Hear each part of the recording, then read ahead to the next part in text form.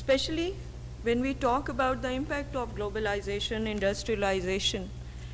There are certain issues which also arise. We talk about climate change, then COVID happened, then we faced like different kind of warfare. We talk about hybrid warfare. So there was a changing world order. In this changing world order, government needs to adopt the new strategies. Those are the digital transformation strategies. I give you an example that many countries realize the importance of social media, and they develop their own digital diplomacy strategies and policies. Pakistan Foreign Office, our think tank, worked with them. We also assisted them, and they developed their public diplomacy division and department, because this is very important. Our think tank is working on digital diplomacy module, so that when a foreign officer goes to any diplomatic missions, they should have that booklet so that they adopt those digital diplomatic tools to work on the modern lines of diplomacy. So this is one of the example of digital transformation. If we talk about pandemic, what happened? Our entire economy shut down. Most of the sectors were affected at that time. But the concept of hybrid office space, hybrid conferences, they helped the organization to sustain themselves during those crucial times.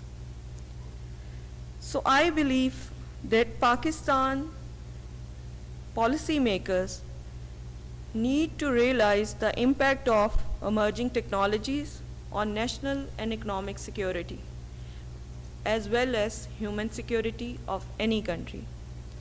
No doubt there are challenges and opportunities attached with this digital transformation race, but we need to move step by step through different stages.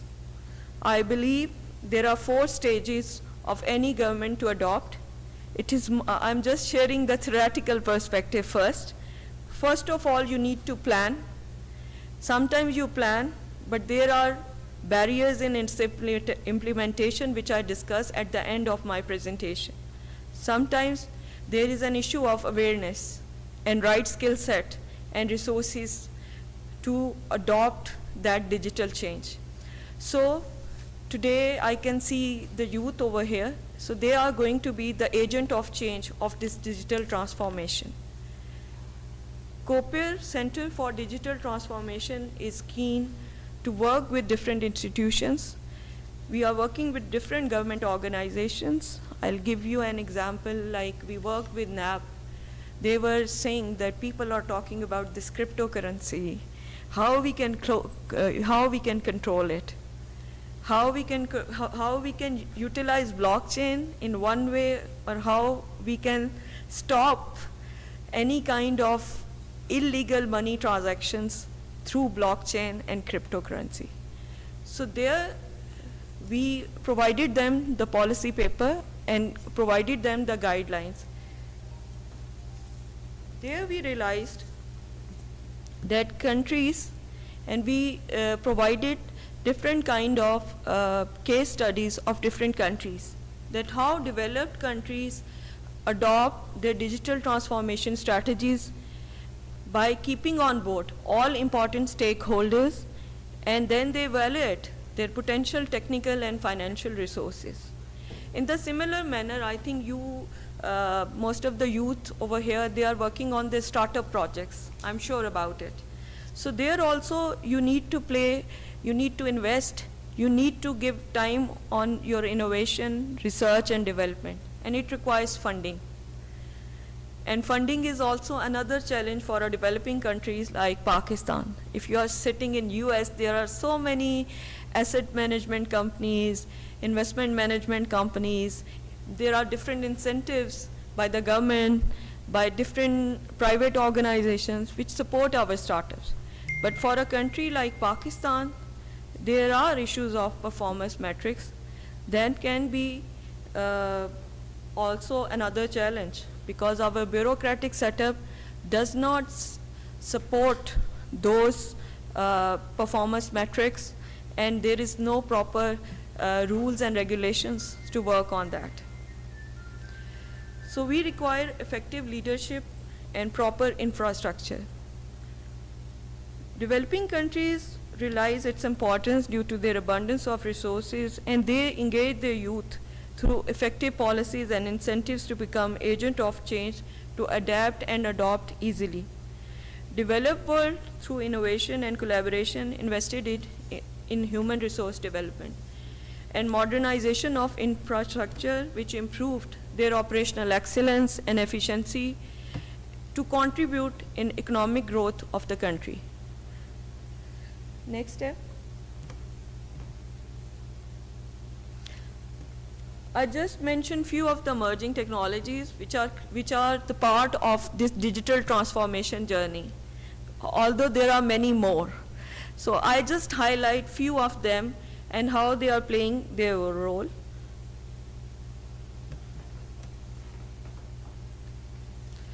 This is a digital ecosystem, whether it's a corporate, whether it's a government organization, they need to adopt one technology or another. I was talking to somebody over here and they were mentioning about the role of data science and artificial intelligence, machine learning. So these are all interlinked.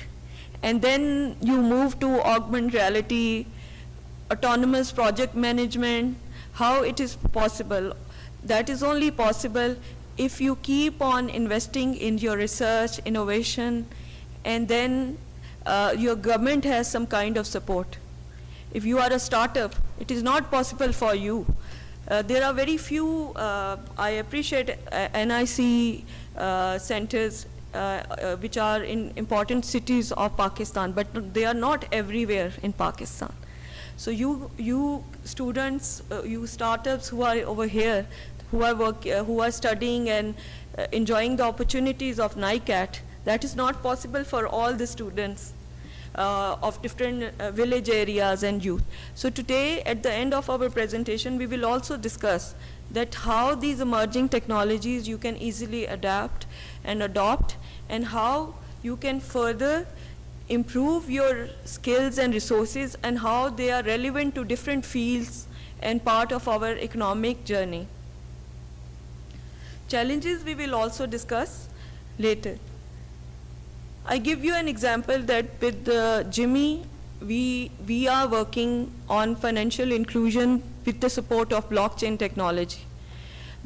In VoiceMate, later Jimmy will discuss about that, because I was expecting my presentation is after that. So in VoiceMate is working on financial inclusion. This is an advanced part of FinTech. I remember IT students were working in FinTech, but they were not realizing that slowly FinTech is moving to blockchain, and there are further then there is an incorporation of data science and blockchain, and to some extent there are consideration of cybersecurity and cyber intelligence as well. If we talk about smart technologies like smart cities, we are not only talking about a concept of automated home appliances. It's not only that. It is complete Internet of Things. You are connecting your different devices and apps and digital assets through smart devices. And there another challenge is that how you secure those digital assets, because there is a challenge of cyber security. So cyber security is also another field, but there what I realize, because most of the startups in Pakistan, they are not working on something which is called a subject which is digital transformation, that the basics of cyber security practices are required for every corporate. It is not only that you should be an expert of cyber security. If you are a developer, if you are developing some app, you also need to secure that digital asset, your software. You need to follow the cyber security protocols to manage it. In the similar manner, if you are talking about the government level as a policy making level, the policy makers need to take care of their data privacy. They need to follow the protocols of sending encrypted email, or whether they are irresponsible. Similarly, in social media, if we mentioned about the digital diplomacy, they need to work on social media platform with the implication of artificial intelligence. They need to work on Internet of Behaviors. These initially they were manual practices, a combination of coding, and then a combination of few technologies. But now there are so many softwares which are available in the market. You can check your software, their quality assurance and everything. You can also check any kind of cybersecurity attacks. And also our think tank is working on cyber intelligence. What is cyber intelligence? Cyber intelligence is that you are owning a digital asset, whether it is your infrastructure, whether it is your any software, whether it is your cloud computation or anything, whether you are storing your data on some server, how you need to follow the basic practices. So that is also very important part of your journey towards digital transformation. When we talk about the government, then the government needs those skills and resources to manage it. Issue is that it is very difficult to be the agent of change. Our bureaucrats, our people who are sitting in the government, they are using the old practices. They are not using they are using the conventional method of bureaucracy, moving the file, rather than using the automated project management system to assign tasks to people through automated project management software. But they prefer to use sending an office boy to another office, sending their checks, not using. Slowly I appreciate that they started using digital economic tools to send the salary accounts and utilize those salary accounts. But this is not happened in every government department. There are only few government departments, especially related to Ministry of Finance, who involve this fintech technologies. Still in blockchain, the way UAE has developed themselves, they are quite far behind. They need further improvement in this regard. Corporate, for all these initiatives, for going into other technologies and becoming digital Pakistan, you need to have the visionary leadership.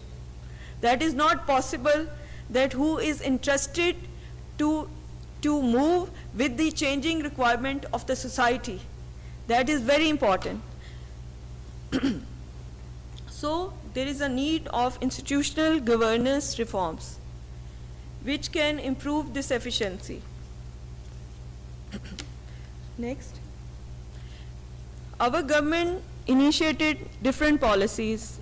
We heard about the digital transformation policy by Ministry of IT, then cyber security policy by National Security Division, but then now artificial intelligence policy, and before that with Ministry of Commerce, they developed e-commerce policy.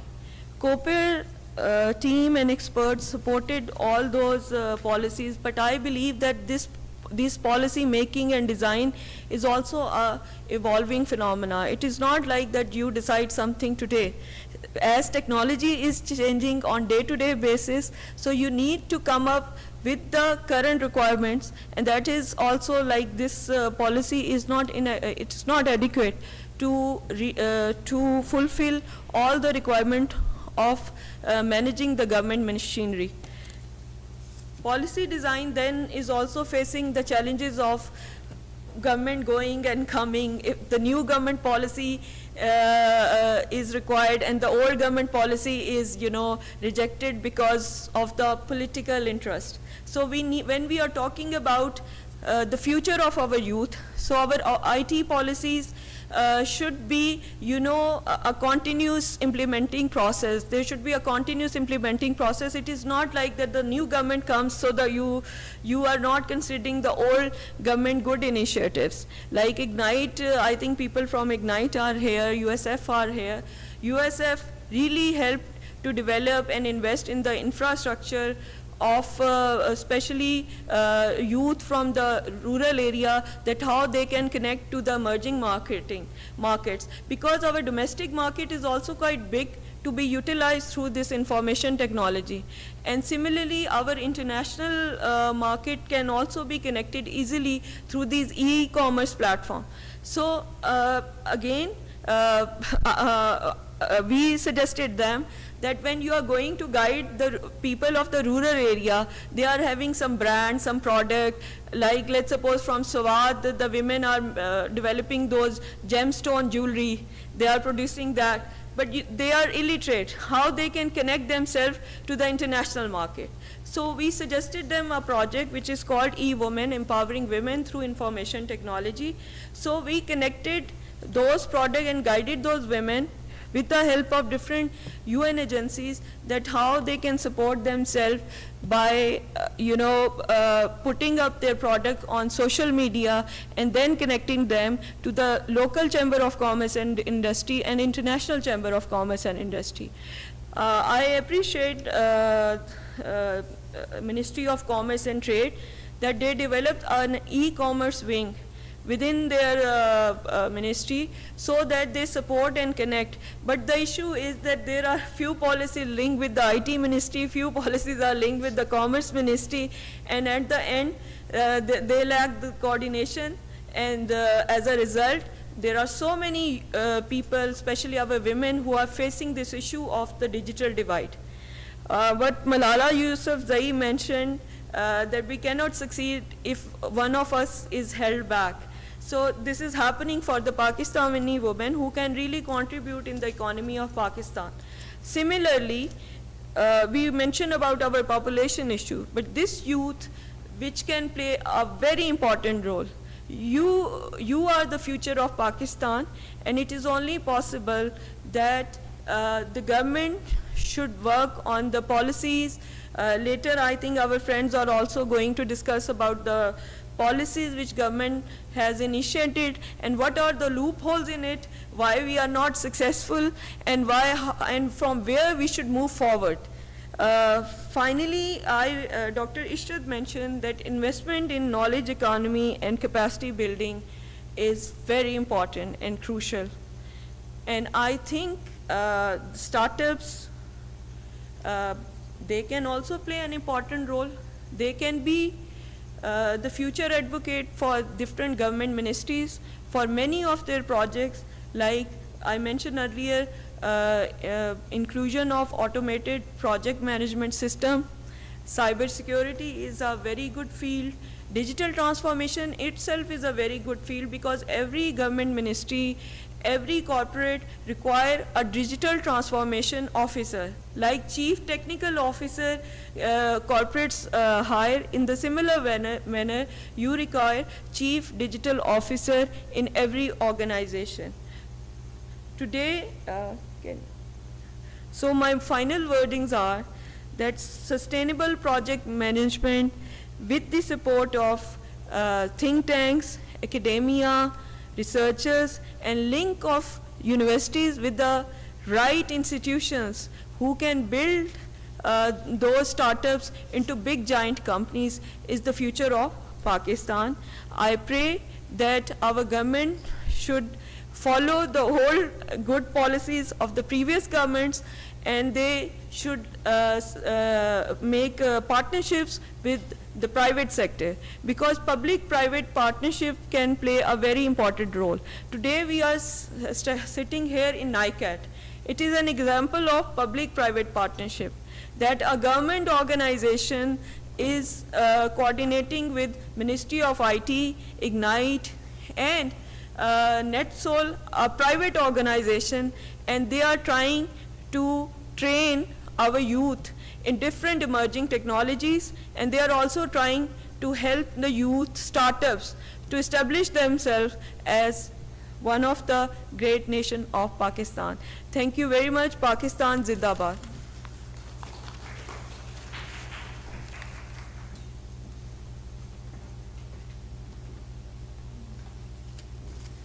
Thank you, ma'am. Now Mr. Ammar Jafri will be joining through Zoom. Let me take him.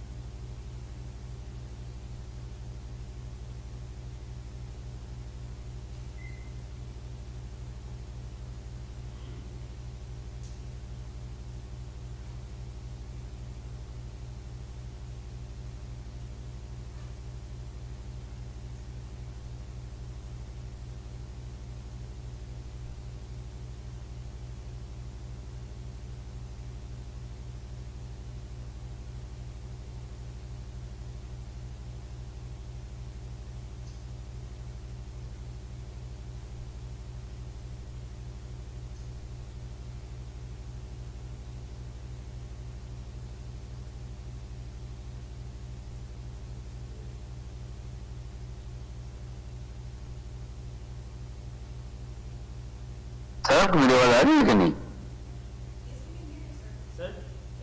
سر آپ کو میری آواز آ رہی ہے؟ جی میں نے join. جی آواز آ رہی ہے آپ لوگوں کو میری؟ آپ لوگوں کو میری آواز آ رہی ہے؟ جی میں بات شروع کر سکتا ہوں؟ میں شروع کر سکتا ہوں ٹاک اپنی؟ Hello Yes, sir. Please start. میں ٹاک شروع کروں اپنی؟ اوکے فائن جی. بہت شکریہ جی آپ لوگ کو انوائٹ کرنے کا. سوری میں وہاں موجود نہیں ہوں, لیکن آمنہ ملک صاحبہ کے ساتھ ہم نے کافی ورکس کیے ہیں, تو I am thankful to her کہ انہوں نے اس امپورٹنٹ فورم میں مجھے بلایا ہے. دیکھیے اس وقت جو ٹاپک آف دی ٹاک ہے نا وہ ہے intelligence collection in digital age, جو مجھے ٹاپک ملا ہے. اور میں یہ سمجھتا ہوں کہ اس کو ایکسپلین کرنے کے لیے میں اسٹارٹ لینا چاہوں گا کہ ڈیجیٹل ٹرانسفارمیشن کیا چیز ہے. اس کو سمجھنا پڑے گا ہمیں بنیادی طور پہ. بہت سال پہلے ہم نے آئی ٹی کا تعارف کرایا تھا, انفارمیشن ٹیکنالوجی کا, جس میں ہم اپنے مینوئل سسٹمز کو ہم نے کنورٹ کیا تھا اپنے ٹیکنالوجی سسٹمز کے اندر یا کمپیوٹر بیس سسٹمز کے اندر. اس کے بعد ایک دور آیا جس کو ہم نے آئی سی ٹی کا, انفارمیشن کمیونیکیشن ٹیکنالوجی.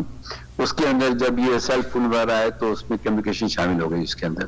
اس کے بعد پھر ایک نیا دور شروع ہوا جس کو ہم ڈیجیٹل ٹرانسفارمیشن کہتے ہیں.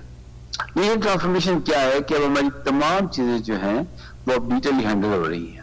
اس میں جو ڈیٹا ہے وہ بڑا امپورٹنٹ پارٹ پلے کر رہا ہے. ڈیٹا اس وقت اب اتنا امپورٹنٹ پارٹ پلے کر رہا ہے ڈیٹا کہ اب ڈیٹا کے بغیر گزارا ہی ممکن نہیں ہے. اس تمام چیز کی جو بنیاد ہے وہ ایک اسموتھ انٹرنیٹ ہے. دیکھیں میں اس وقت پاکستان سے باہر دور کہیں بیٹھا ہوں اور میں آرام سے آپ سے بات کر رہا ہوں. کیسے کر رہا ہوں؟ کیونکہ انٹرنیٹ اویلیبل ہے, آپ کو بھی ہے مجھے بھی, ایسی بات ہو سکتی ہے. لیکن اگر ہم نے اس پورے نظام کو لے کے چلنا ہے تو ہم اس کو سکیور کرنا پڑے گا. اچھا, سکیور کرنے کے لیے دو شرطیں بہت ضروری ہیں. ایک تو یہ ہے کہ سکیور کرنے کے لیے جو گیجٹس ہیں اس کا موجود ہونا ضروری ہے, پلس جو ہیومن ریسورس ہے اس کا امپاور ہونا بہت ضروری ہے اس کے اندر. اب یہ تمام چیزیں سمجھنے کے لیے میں تھوڑا سا آگے لے کے چلوں گا آپ لوگوں کو. ڈیجیٹل ٹرانسفارمیشن سمجھ گئے کہ تعلیم ہے, صحت ہے, زراعت ہے, گورننس ہے, جتنے بھی ہمارے کام ہیں اب وہ سب ڈیجیٹلی ہو رہے ہیں. آپ سوچ نہیں سکتے تھے آج سے کچھ سال پہلے کہ آپ کی بینکنگ جو ہے وہ 100% ڈیجیٹلائز ہو جائے گی. اب تو دنیا میں جہاں میں چائنا میں ہوں اس وقت وہاں کیش لیس بینکنگ آ گئی ہے, یعنی سارے کام وی چیٹ پہ ہو رہے ہیں. نوٹوں کا کانسیپٹ ہی ختم ہو گیا اس کے اوپر. اچھا, اب یہ کتنی بات ہے کہ ہمارا تمام نظام چلا جائے ایک ایسی چیز کے اوپر جو ہمارے کنٹرول میں نہ ہو.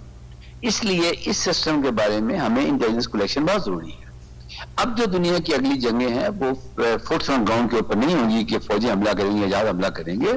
یہ ہوں گی ہائبرڈ وارفیئر. ہائبرڈ وارفیئر کیا ہوتی ہے کہ وہ ان تمام چیزوں کو ٹچ کریں گے جس سے آپ کا ملک سموتھلی چل رہا ہے, یا جو انکیپیسٹیٹ اگر کر دیں ان کو تو آپ کے جو ملک کی جو آپ کی جو فائٹ کرنے کی پاور ہے وہ ختم ہو جاتی ہے. ٹھیک ہے جی. اس کے لیے اب ہمیں ایک ایسی انٹیلیجنس کلیکشن کرنی ہے انٹرنیٹ کے بارے میں کہ جس طرح پہلے زمانے کے اندر انٹیلیجنس کے ادارے ہوتے تھے مجھے بڑا اتفاق ہوا ان میں کام کرنے کا. آپ بھی جو لوگ سن رہے ہیں ان کو بڑا اتفاق ہوا کام کرنے کا.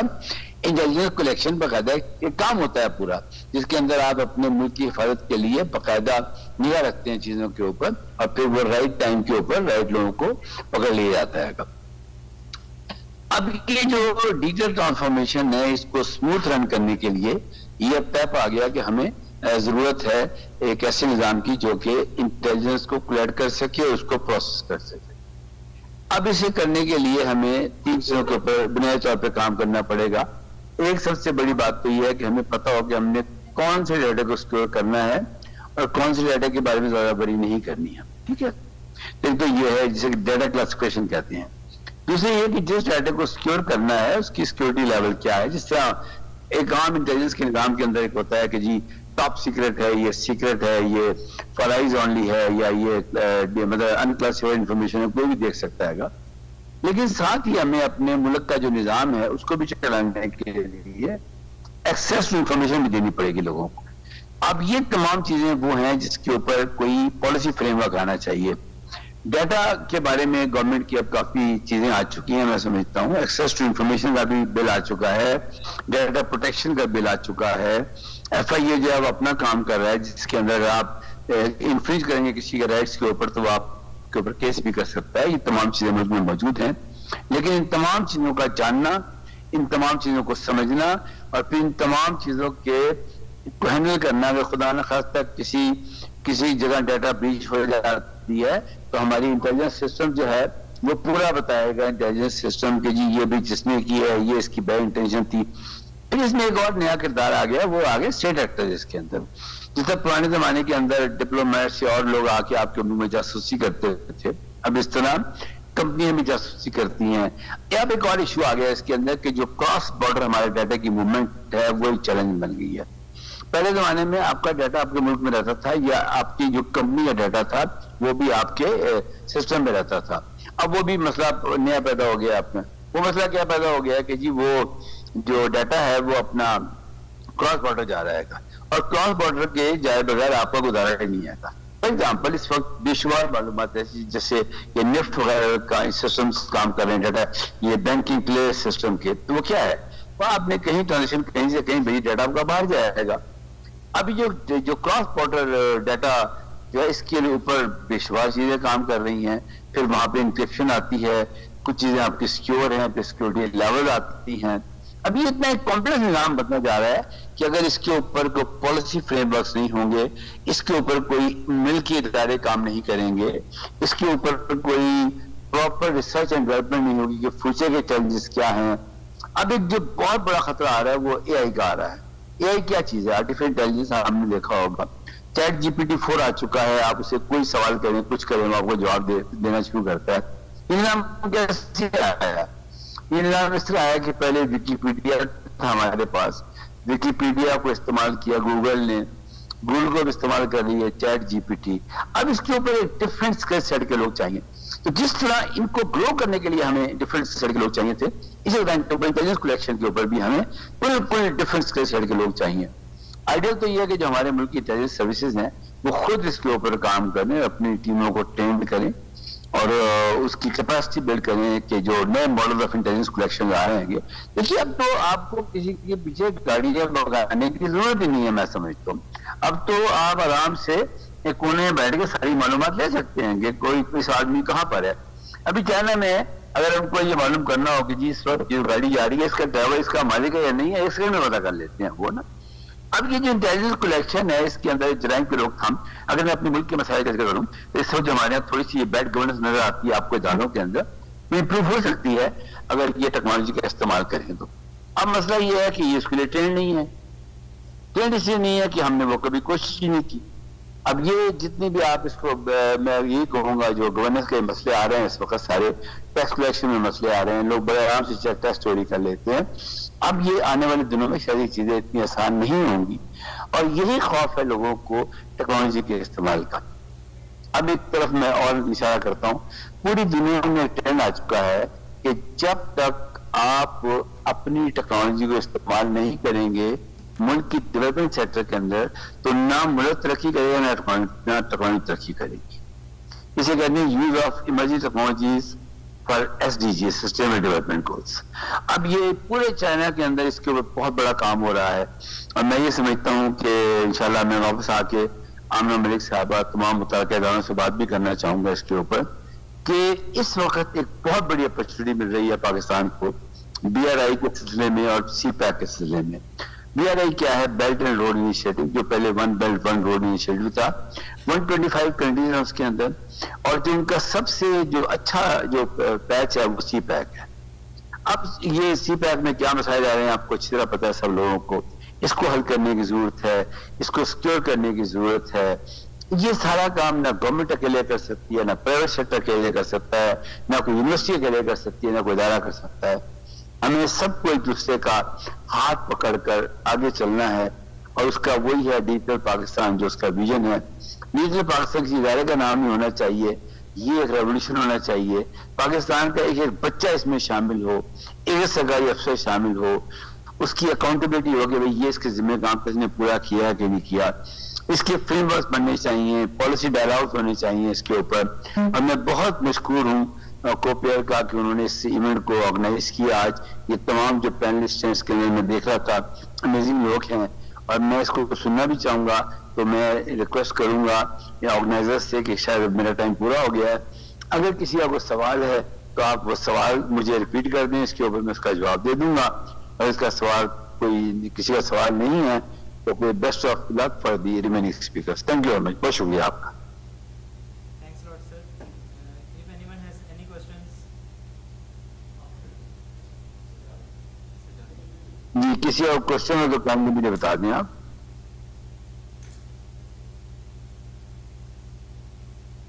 No, sir. Thanks a lot, sir. बहुत शुक्रिया, sir. बहुत शुक्रिया आपका, थैंक यू। खुदा हाफिज़।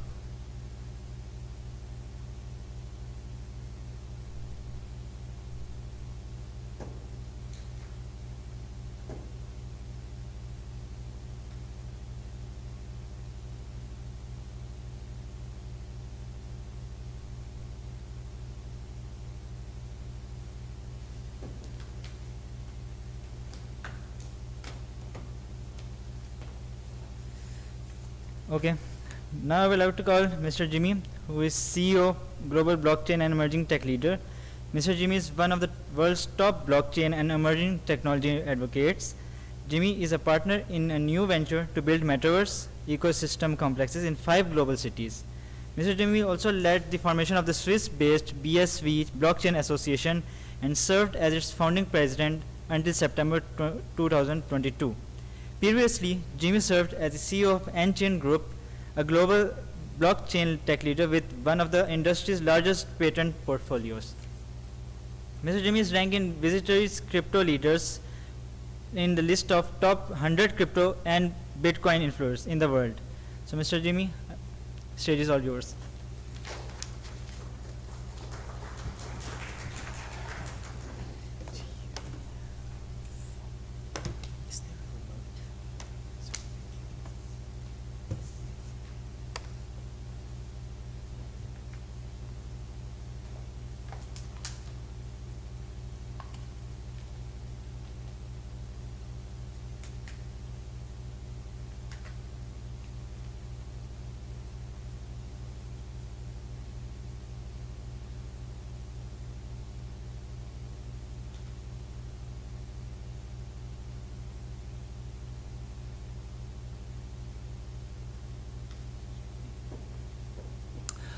Good afternoon.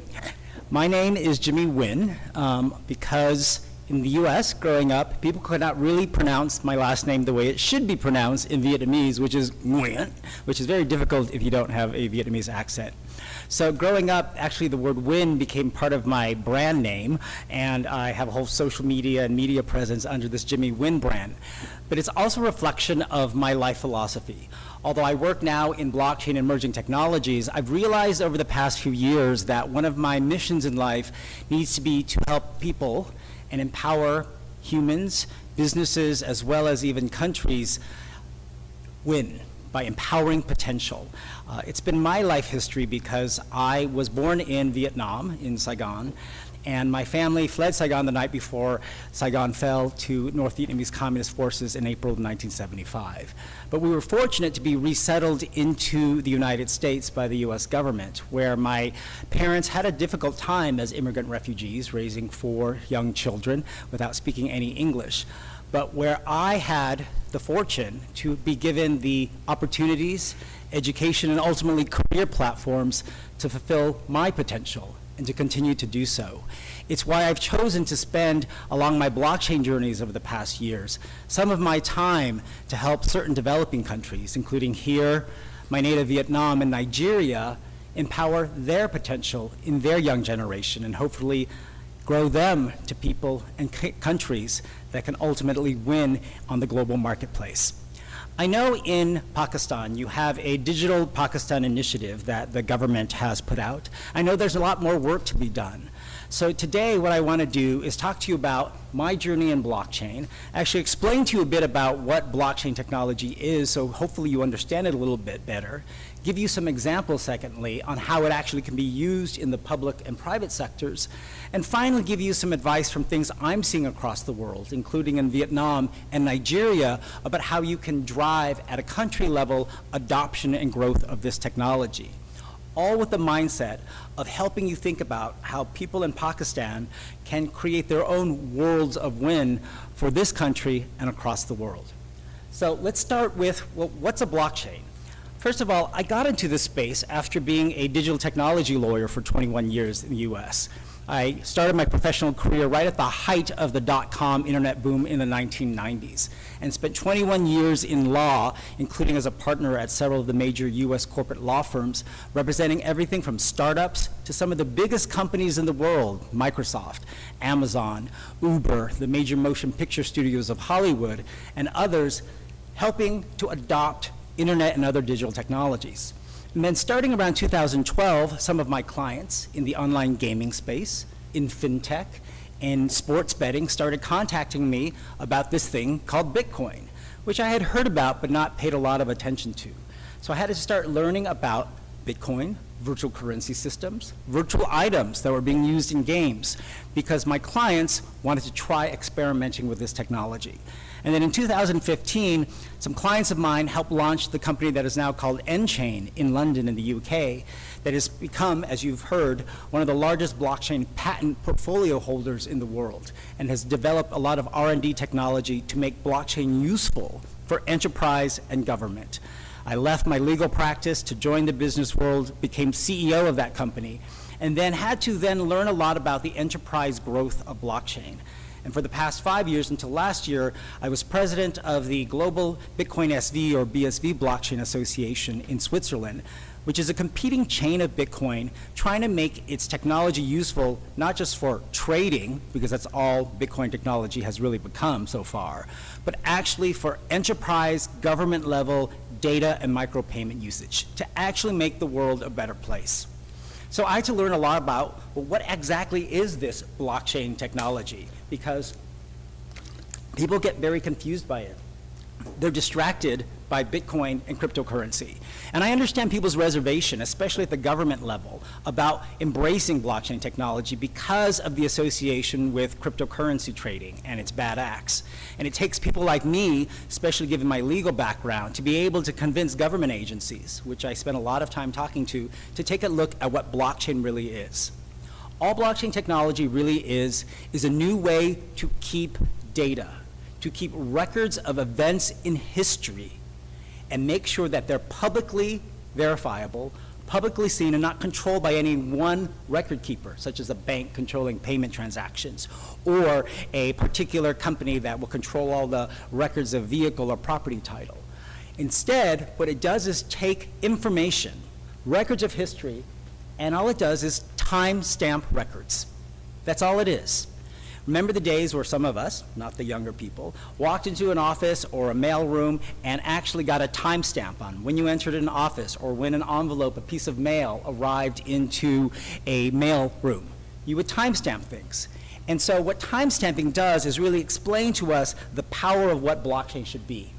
Before there was a Bitcoin, there were two researchers in California, Stuart Haber and Scott Stornetta, who I've had the pleasure of meeting and moderating panels with, who in the 1990s, as the internet was rising, asked a very important question. As things are moving to the internet, we're going to start putting more documents and records, maybe this piece of paper, online.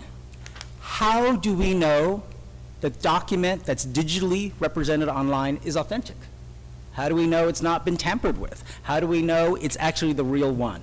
So they started researching and published a series of research papers in scientific journals about digital timestamping of documents in order to verify that a document in this form existed as of this date and time when it is digitized. So that when you look at it later, you can verify this document, this record, was authentic as of that date and time. So in their research, they realized that in order to trust the digital timestamp and the record, you had to find a way for people to look at it and be able to verify it.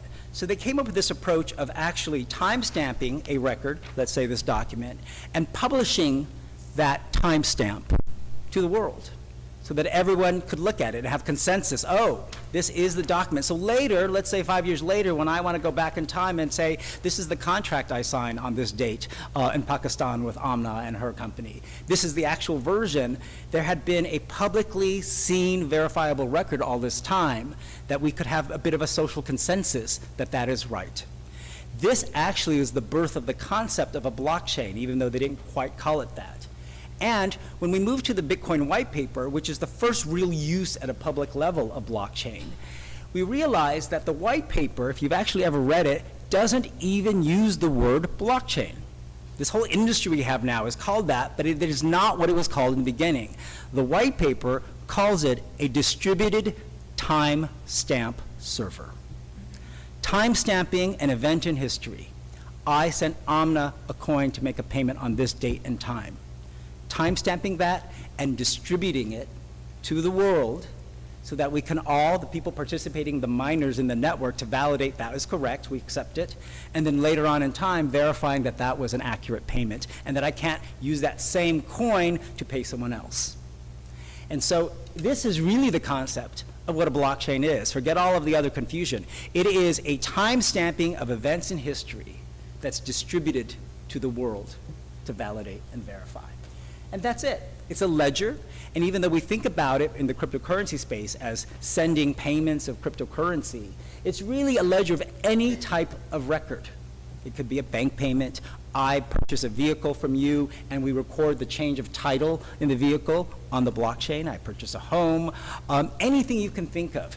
You know, I get my passport on a certain day at a government level, and every time I enter a new airport, there's a record of that time-stamped onto a publicly verifiable ledger. But that's distributed rather than kept by one person or company in the middle so that we can all trust the data more.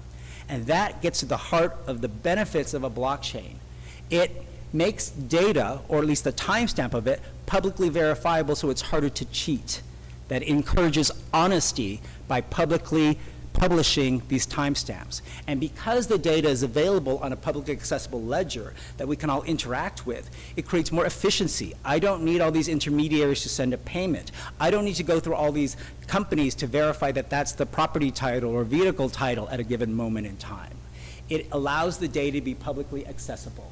So this is an example. If you look at what a Bitcoin or other transaction is through what's called a block explorer, it's kind of just like an internet explorer for the blockchain. It pulls data from the file set of the blockchain and distributes, shows it in a way you could actually read. You'll see there's just a block identifier. At every period of time, there's a new block of data added, a timestamp.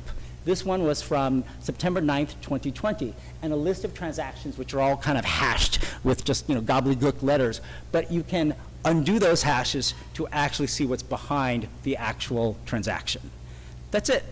And this is why, by using blockchain technology, we can power not just payments with cryptocurrency, but a whole world of more honest and efficient data and business processes. Honesty, efficiency. That's why I think blockchain can be useful for a world of good.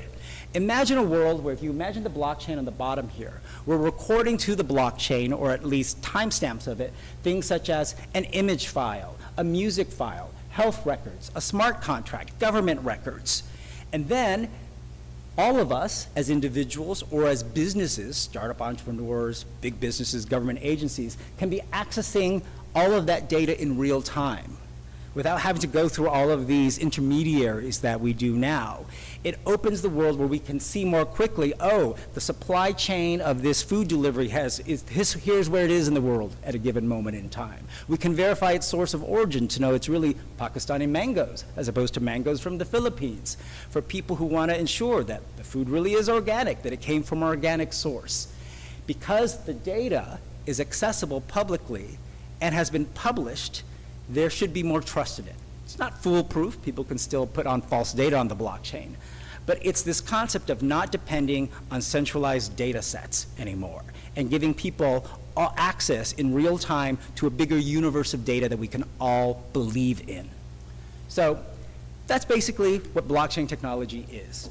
Why we have not seen more use of it for good things is that the industry got completely distracted for the last 13 years by, oh my gosh, I can make money if I have Bitcoin, or I can make myself a new coin, or I can make myself these crazy NFTs that don't do anything. And while I have no problem with people making money, my purpose has been, and I've done crypto trading myself, but my purpose and why I got attracted to this industry was driving real useful applications with the technology. So let me give you some examples of things I've either been involved with or I'm familiar with across the world that hopefully crystallize what we can do with blockchain, as well as some related emerging technologies that can help countries such as Pakistan. So in my last role as president of the BSV Blockchain Association, I traveled the world doing education and trying to get projects launched, including with university, government, and business partners, to have test pilots.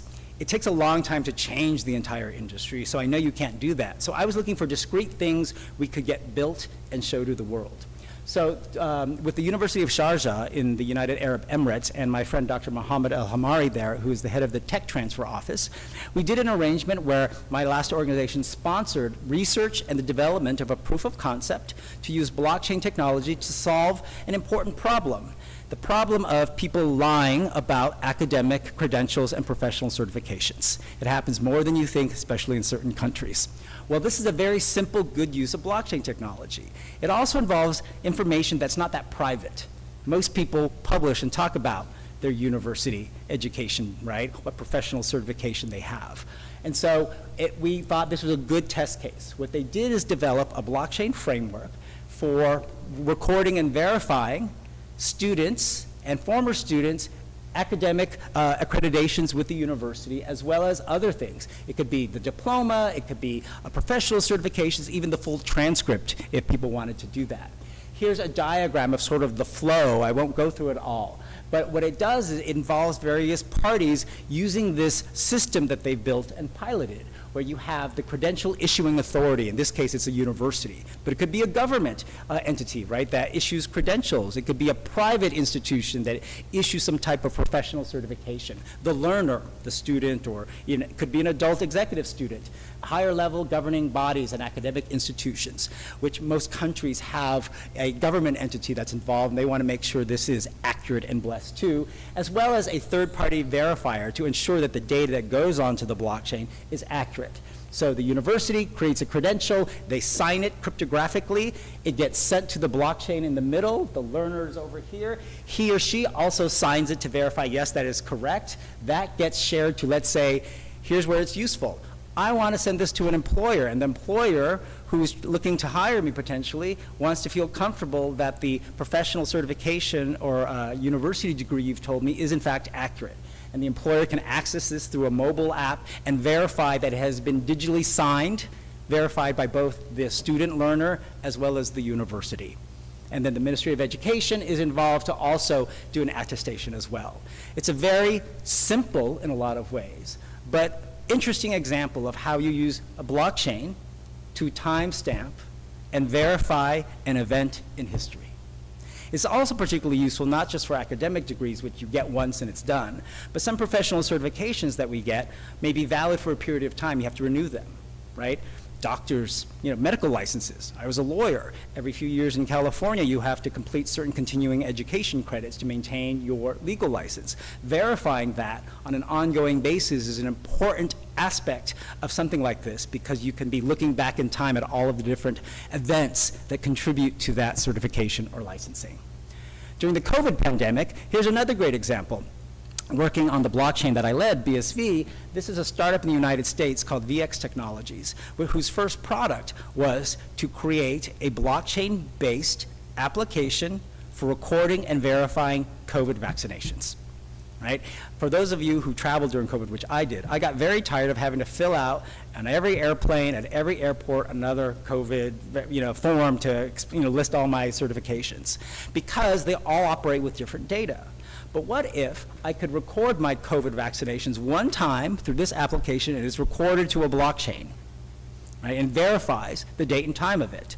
And then everywhere I went, if that company, that government entity, that airport used their system, through their applications, they could access through a single blockchain, because it's all publicly put out there, my data set, and verify that I had the appropriate vaccinations to enter, and I didn't have to keep re-entering this data every single time I went. This is where it creates efficiency. It also cuts down on the dishonesty of people who might have lied about their COVID vaccinations.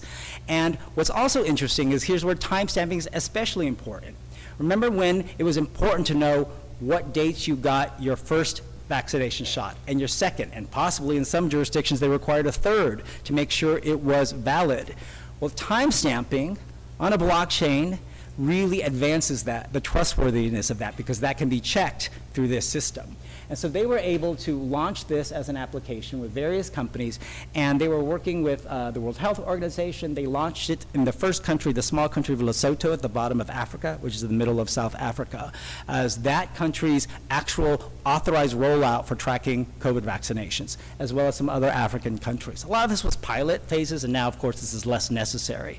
But it was a perfect example of a private company building an application with only a few people in this startup that was very useful to government as well as enterprise. My friends who are Nigerian but also have a business base in the UK and Nigeria, Dominion Blockchain Solutions, specialize in building applications for government and enterprise.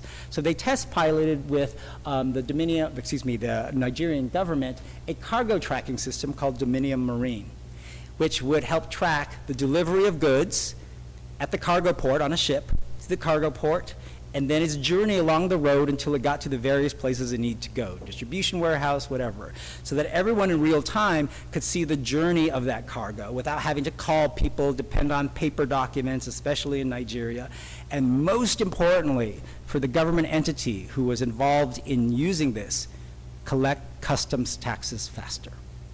And so that is a good example of how you create more efficiency and even revenue generation with blockchain technology. InvoiceMate is a company I'm proud to be on the board of. Amna mentioned it. It is founded by a Pakistani founder who is from Faisalabad but lives now in Dubai. He goes back and forth, Mohammed Salman Anjum, who I've worked with in my BSV blockchain days. He led our MENA and South Asia hub, but has also had his own company called InvoiceMate. It uses blockchain technology to manage the journey of invoices so that it's easier to see in real time where an invoice is in the payment process, the age of it, so you don't have to do the thing we often do in business. Call up someone and say, hey, you didn't pay my invoice yet. When did you pay it? Oh, it's sitting in accounts payable. Oh, we didn't really get it. You sent it to the wrong email address. Oh, could you resend it here? That takes up a lot of administrative time. Trust me, as a law partner, I used to do that, have to chase my clients asking to get paid, and you go through this whole process. With this system, everyone can look at the journey of the invoice, time-stamped, and see where it is. So that's great, but it's, and here's an example of just kind of how it works. At each of the various phases that an invoice is going through an organization, each of those events can be time-stamped so everyone can see it. But that's not where the real magic is. What Amna mentioned is this new program they're launching, which I have been proud to sit in meetings with, to use this platform as a base to enable invoice financing and a marketplace for invoice financing for small, medium enterprises, SMEs, in Pakistan so they can access cash flow faster. So if you're a SME, one of your big challenges is having enough money to meet your payroll, to pay your rent, to pay even your telecom bill, because you don't have a lot of, excess cash. And so what a lot of SMEs in some other countries do is do what's called invoice financing. If I have an invoice, let's say here, someone owes me 50,000 rupees, and you send it out, it's not paid for a while. A lot of vendors don't want to pay for 30, 60, 90 days even, right? But that's actually money I should have. Well, what if you could access it faster? So in a lot of markets, banks act as financing institutions on unpaid invoices, where you go and say, hey, here's this amount I'm owed. The bank will say, okay, I'll basically lend you that amount, but take a cut, off of the top, so basically discounting the invoice. But before they do that, they need to do due diligence to make sure that invoice actually is accurate. You didn't make it up. You haven't sold it to someone else. It hasn't been paid. And the reason Pakistani banks have been reluctant to do this is that's a cumbersome, time-consuming process, and it creates risk. They could be lending money and not get anything back. And so with the InvoiceMate product, which uses blockchain to be able to trace invoices, we've been able to convince, or Mohammed has, banks, 4 banks in Pakistan have now signed, including Zindagi from JS Bank and MobileLink, to provide credit funds to lend to SMEs that they're gathering through partners such as Jazz, which has small businesses that they use the Jazz telecom service to send invoices, the Pakistani Freelancers Association, and Mentor Health, who has a whole network of pharmacies. They're providing the customer base. InvoiceMate is providing with blockchain a faster, more reliable way to verify the invoices are accurate and provide a risk score to the banks. And the banks can look at it and say, okay, I'll lend on that invoice. I'll finance on that invoice. And then it will give the SMEs access to cash faster so they can continue to operate. So they're in integration mode right now with Jazz and hoping to launch this, I think, in August. So you'll be seeing hopefully more and more of this. But it's a perfect example of how blockchain is really underneath the hood, right? It's not the main driver, but it is useful to provide honesty and efficiency in verifying these invoices so that banks are willing to provide credit to an SME that then gets cash faster. I think that's a perfect example of one of the great things you can do with blockchain that people just don't really think about. They've also started working with government entities directly for the past, I think, 16 months. SALIC, which is a food security agricultural entity in Saudi Arabia, one of the government entities, has been actually using InvoiceMate for management of its invoices for all of its vendors across Saudi Arabia and beyond. So it uses it for suppliers, accounting staff, so it's been a really good test pilot for what you can do, not just for SMEs, but at the government level. And with the Sindh Police Department, InvoiceMate has used their platform, even though it's meant for invoices, to keep track of different kinds of records.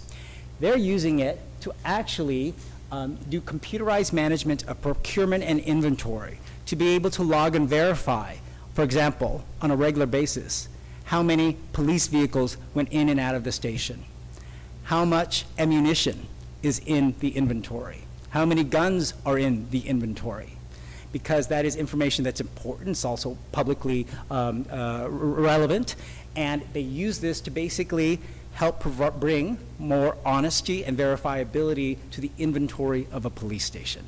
So I think a very interesting use of what you can do. And so there's Mohammed Salman Anjum. But one of the really interesting things is that as I've got to work with him, I've also got to meet his son. So when we talk about the future generation and what's going to be happening, you've got a father who's a startup entrepreneur, but also an 18-year-old son, Ibrahim, who's also launched his own company, trying to bring the advancement of Desi culture into the new metaverse. Take a look.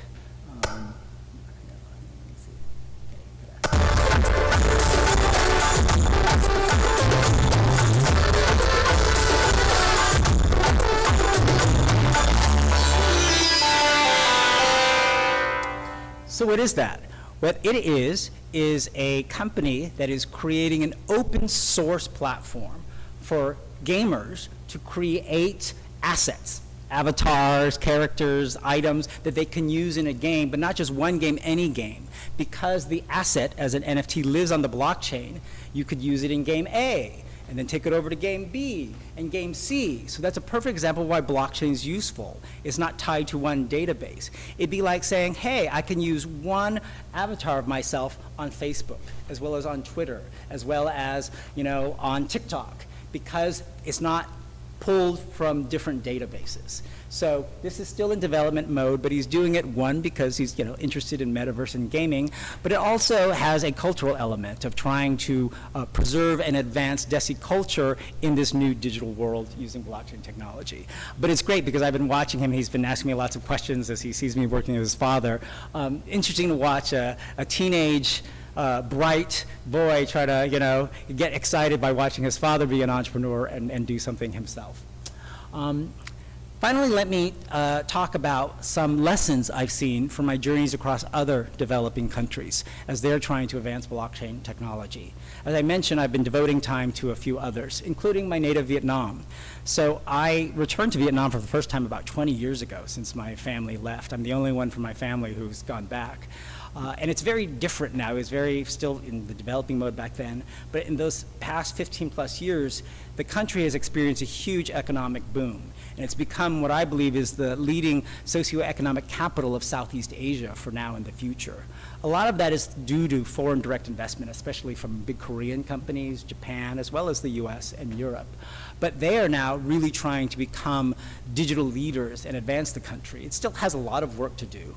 But it's interesting because as the son of a federal judge of the government who had to leave Vietnam over 40 years ago, last year I was asked back by the current government and its Ministry of Communications and IT to be its keynote speaker at its Future of Internet conference in Da Nang, because they wanted to know about how to integrate blockchain technology with the advancement of their internet to power the smart cities they want, the IoT infrastructure they want.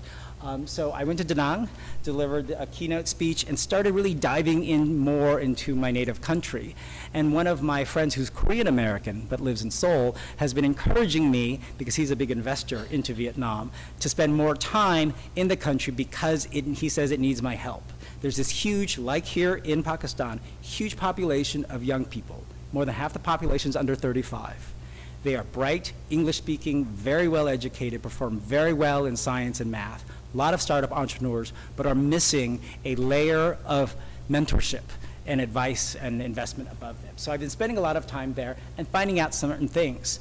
Well, Vietnam has advanced a lot in education in science and math because of EdTech. It's not just traditional devotion to education, which is culturally ingrained in my people, because especially during COVID, there was a burst of e-learning and EdTech applications. Just last year, over 100 EdTech startups launched in Vietnam. And this is a big booming market for startups, but also it's been driving a lot of the learning that is leading to people who want to work in these fields. So it's something I encourage people here to think about, how Pakistan can help drive more EdTech e-learning, both for startups, but also as an educational platform.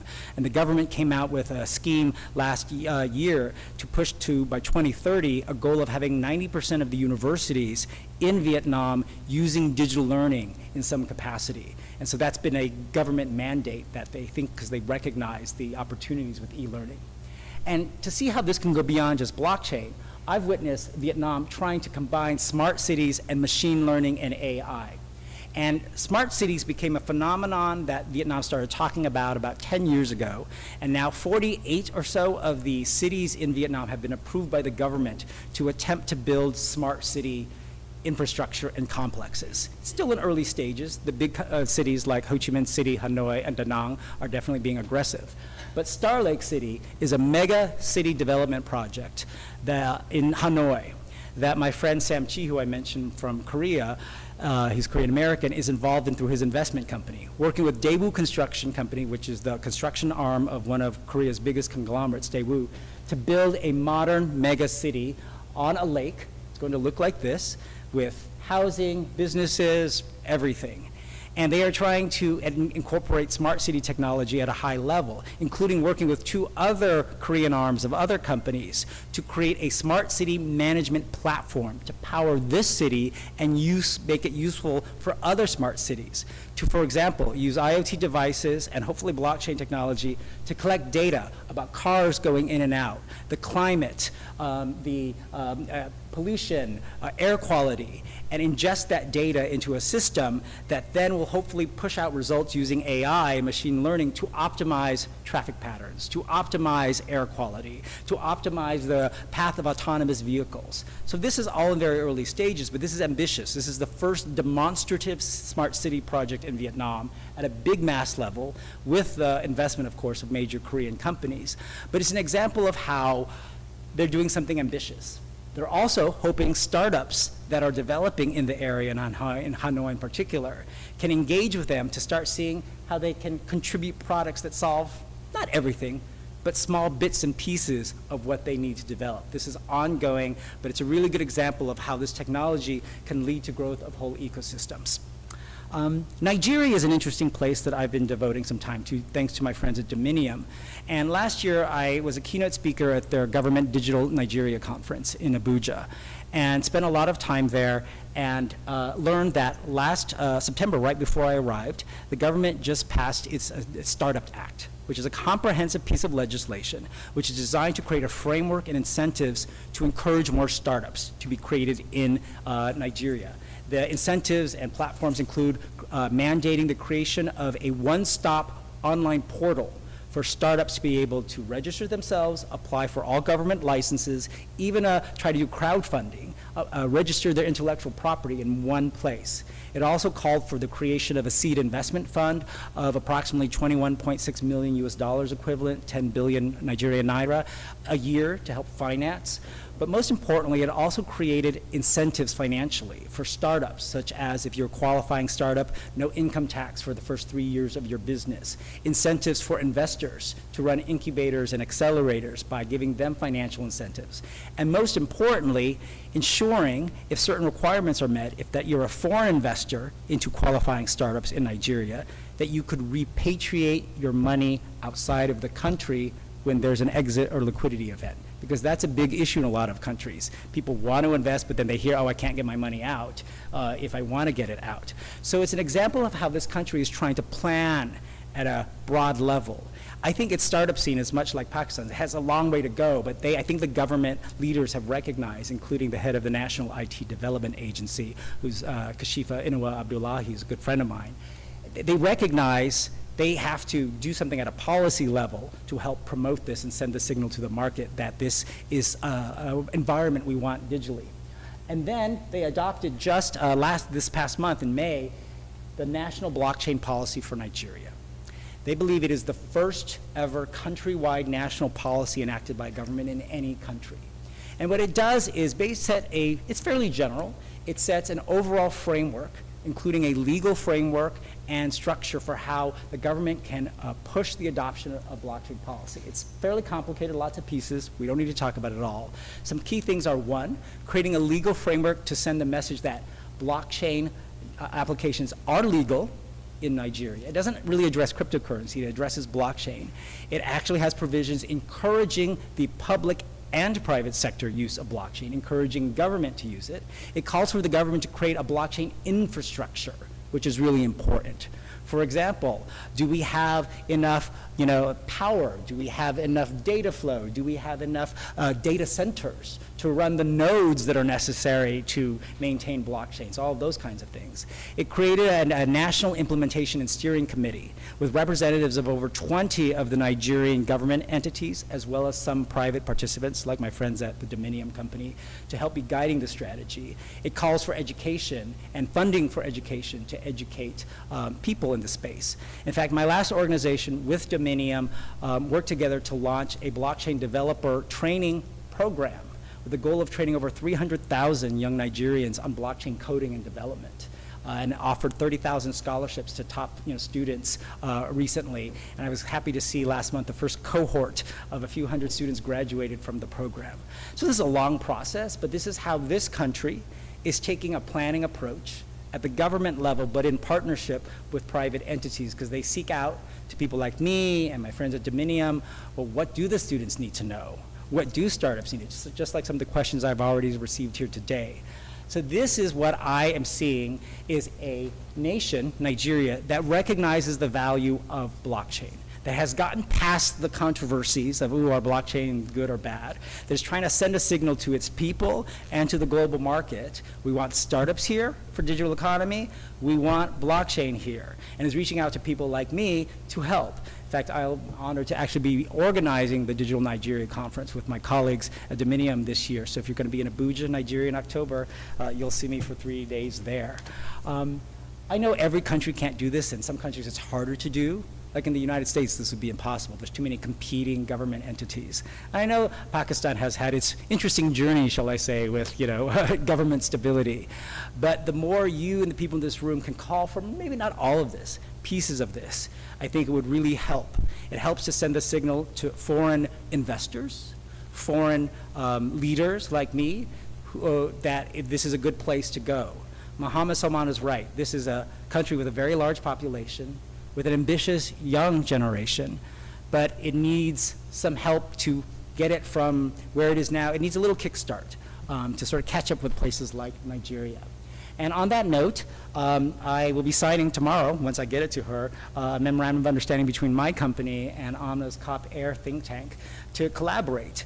We don't know exactly all the things we're going to do, but I'm taking my own advice and taking some leaps of faith and saying, all right, here's a good organization to work with, and find ways to see what we can do together to advance some piece of this. I know we can't take it all, and I'm a big fan, as I've said, about getting small wins along the way. So these are some of the lessons I've learned along my journeys over the past few years in blockchain, but particularly in these developing countries that I've focused on, my native Vietnam, Nigeria, and of course here in Pakistan. My ultimate goal and vision is, having had a great long career in law, having already had a pretty significant journey in blockchain and now moving to other emerging technologies like metaverse, AI, and IoT, there's a lot of business I'm doing across the world.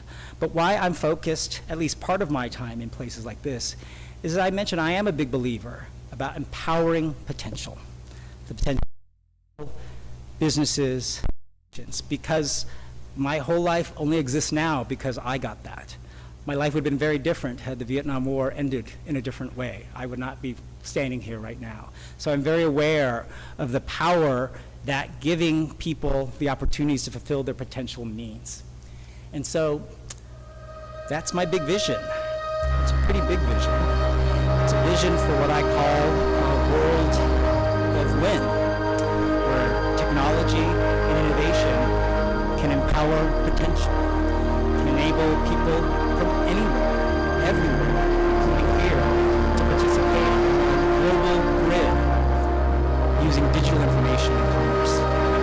It's a world of win where we all can engage more directly, peer-to-peer, with anyone, anywhere in the world, linked, connected, even augmented with artificial intelligence. It's a world where people anywhere should have technology access to innovate, to compete, to engage on a global level. It's a world that men has only reached to use blockchain to create a world that's more honest, efficient. It's a world of men where we actually empower data to monetize it's a world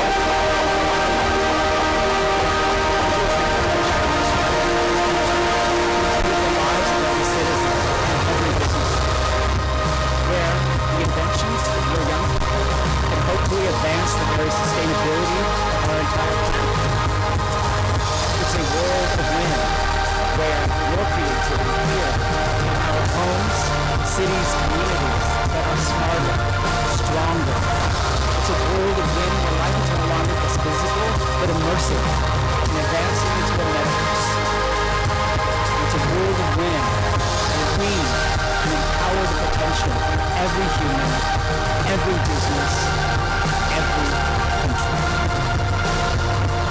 Whether you're from Vietnam, where I know the power to learn. Nigeria, where I have seen the power to plan, or Pakistan, where I witness your power to create a world of win.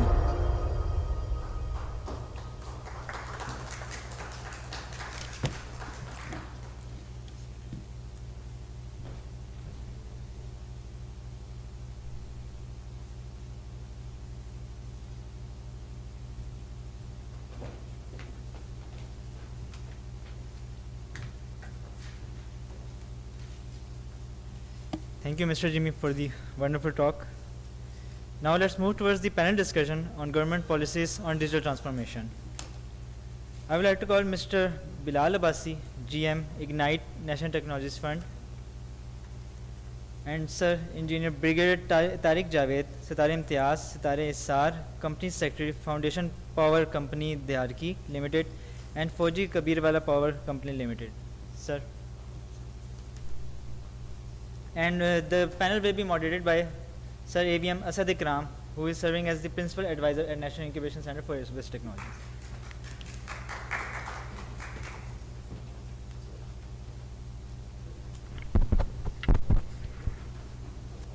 Why not have Jimmy and Madam Amna also here, and then we can discuss and take a few questions. Before I start off, I really want to thank Jimmy for a wonderful talk. And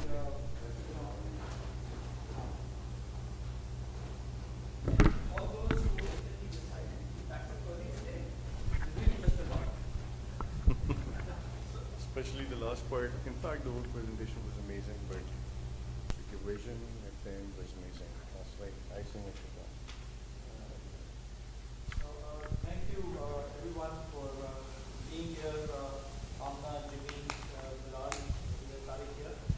So the discourse right now we would like to take and discuss is primarily on the government policy that we have. To start off with Bilal, because he's been working on that front, to tell us what sort of policies we have in place in Pakistan, or we plan to have in place, and then we'll go on to listening to Brigadier Tariq here, who's been working on different initiatives, primarily to do with technology development in the country. And then with that, we'll go on to Jimmy and Amna to understand how our policies or interventions relate to how it's been done in Vietnam and Nigeria as a reference, sort of. So, Bilal, over to you. So thank you very much for inviting, first of all. So just to give you a brief about myself, and then I'll talk about the policies. So before the role I have right now, I was in Ministry of Information Technology and Telecom as Director of General IT over there. So we worked on a lot of policies, and there have been a lot of policies which ministries have developed. Initially, the telecom was the mandate which was more focused by the government, but eventually, once the infrastructure was there, they started building on the technology part as well, and that is IT. So broadband policy, telecom policies were there, through which the deregulation has been done. And the organizations like PTA, Ignite, USF, NTC, PDCL, these were created through that Deregulation Act. And under that act, different other acts were made. So Ignite is actually working on innovation part through one of the act.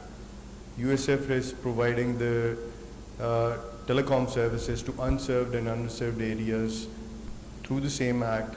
PTCL is serving the whole nation through their connectivities and fiber optics. Similarly, NTC is serving the government organizations in terms of voice and data. But that was not enough. The world is moving towards more specific policies, and that's where the realization came in, and the government actually, and of course, when you move towards the digital transformation, the important thing is, of course, threat to that digital transformation. So the cybersecurity policy was initially developed in 2021, In 2018, there was a policy of Digital Pakistan policy that was developed, approved by the cabinet, but again, that got obsoleted and Ministry has came up with the new policy as well. Then we realized that there was a need of collaboration between different departments. And that is a need of the hour. So every government department was procuring separate infrastructure for their needs. And having a cloud service solves the problems. And that's where we thought that we need to come up with a policy that is cloud first policy, where it was mandatory for all the organizations to actually choose cloud first rather than actually going for the on-prem solutions. Then the personal identifiable information. Every data subject should have the right on its data. How my data should be treated. So what Europe has done is they came up with a bill that is called as GDPR, General Data Protection Regulation. So similarly, we actually developed a bill that is called as Personal Data Protection Bill.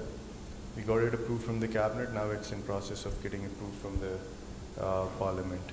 And once it will be approved by the parliament, it will be promulgated. But that is not it. What my understanding after making all these policies, there's this basic concept, and that's where it all should start. The approach should be that everybody should work on a data governance policy before making any other policies. The ministry recently has launched AI policy. They are also working on a blockchain policy. But all these policies actually, what is the basic component of all these policies? It's the data. How to govern the data. When that data, when the security becomes the major element, how that data should be treated, what sort of the classification needs to be done, and what should sort of cross-border data flows should be allowed, how the data sovereignty should be catered for. These are basic elements which needs to be covered. So I think the data governance policy, which is the main policy which is missing right now and needs to be worked on. Initial work has been done, but I think the support from Amna and Jimmy, we can actually move towards that part. But there is an interesting element. I mean, I've been working in government for quite a long time. We have made so many policies. It's the implementation which is important part. And I think once the government starts making policies, all of those policies are state-centric. If you start making policies which are people-centric, they'll make more sense. So, for example, when we were making a personal data protection bill, there was a lot of push from the government that you should take out the government. You should not include government in this bill. And we all know that most of the data is leaked by the government agencies, right? So what we tried to do that we have put in, we've catered everybody in that bill, and the idea was to give a confidence to the citizens of Pakistan, and the approach we adopted was that it should be citizen-centric rather than state-centric. So when I was talking about the implementation part, Jim was talking about Nigeria. I mean, I was looking at all the policies. I was thinking that we have all these policies. What about the implementation part? So there was a layer of implementation over there. That's where we kind of lagged. And last year we actually collaborated with World Bank, and we came up with a program that is called as Digital Economy Enhancement Program, that is DEEP. So through that program we are coming up with 4 different things. So number 1, digital ID. Nadra claims that they have the digital ID, but it's not a digital ID, it's the ID only. So digital ID is the main part. The second important part is, of course, the collaboration, or the different sort of data needs to talk to each other. So that means you need to have a collaboration layer. So in Estonia you have Xroad. If you go to Korea, they have a centralized data repository. Now these are 2 different approaches, but What we have put in our deep project, that is an exchange layer where the transactions will be done. Data should be rest with the data owners. Third important part is, of course, PKI, public key infrastructure. So that is a missing part in Pakistan. Recently, NTC has started a small scale PKI, but that needs to be improved. And then, of course, the OSI part, and that is online services part, that organization needs to transform their processes so that they can come on exchange layer, they can talk to each other and convert this whole transformation and make a knowledge economy. So I think our government is moving towards that direction. The pace is slow. We all know that governments all across the world are slow. That's why at Ignite, what we do is that we get everything done by the private sector, and this is one of the examples. Thank you, Bilal, for this, and I'm, evident to the fact that Ignite does a lot of work done by the private sector, and that's the reason I keep telling people Ignite is a lot more efficient compared to the rest of the government. That's there.